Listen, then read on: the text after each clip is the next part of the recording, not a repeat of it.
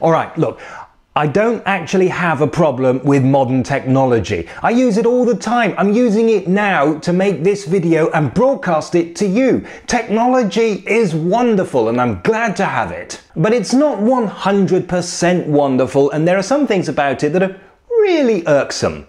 So when I complain about it, as I'm doing now, it's not because I'm some kind of Luddite who refuses to move with the times.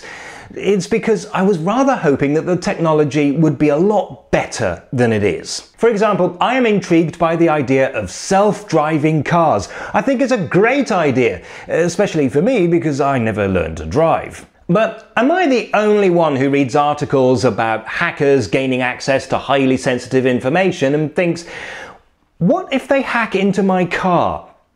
You see, I don't want to be in a self-driving car that's being taken over by a virus, not because I'm scared of new things, but for the same reason that I don't want to be in a conventional car that's being driven by a drunk.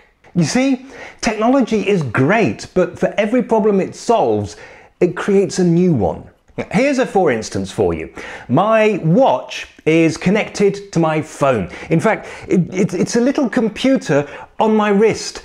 When I was a teenager, I dreamed of the day we would all have little computers strapped to our wrists. It means that I can, for example, read texts without having to get my phone out.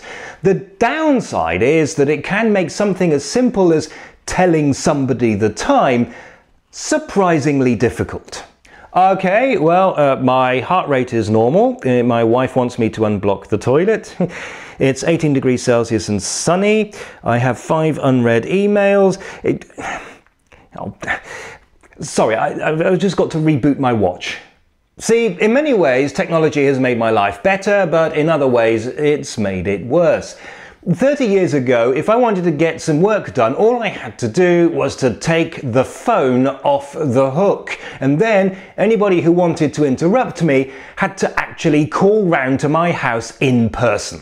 Now you have to unplug your landline, turn off all the mobile phones in the house, switch your watch to airplane mode and disconnect your computer from the internet. If you don't, you will be constantly interrupted by all sorts of buzzes, bells and pings.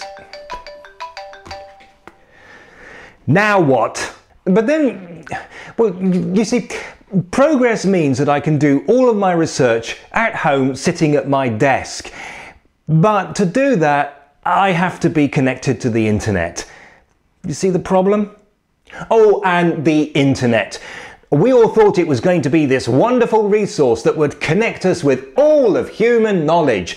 And it does do that, but it also connects us with everything else. So you find yourself looking for some nugget of usable information beneath a great steaming pile of misinformation, political propaganda, wacky conspiracy theories, incoherent rants, and occasionally satire. Satire is the worst. These days it's becoming increasingly difficult to tell the difference between reality and satire. And this is progress. We don't have to go down to the library anymore, but we do have to sift through piles of steaming manure.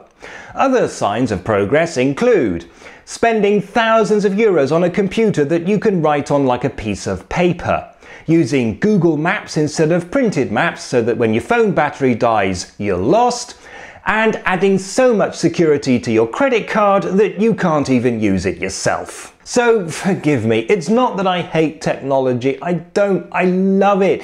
It's just that I'm disappointed that it hasn't actually made my life better or easier. Also, I was expecting flying cars.